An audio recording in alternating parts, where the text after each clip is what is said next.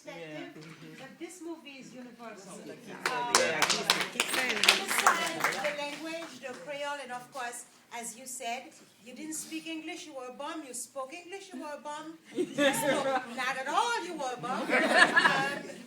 Everybody was a bum as far as your parents were concerned. But that is generally the American experience, isn't it? Because that's the immigrant experience.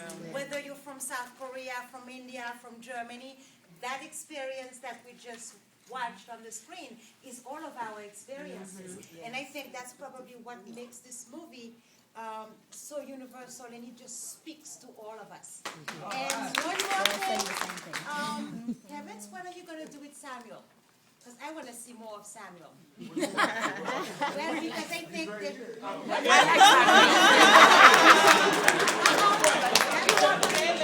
What I mean is the character of Samuel.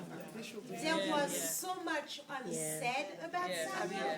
And as somebody who did a little bit of writing in the past, I see so many layers to Samuel. He's like a beautiful onion, and you're going to have to start peeling. So you got 3 more movies to make.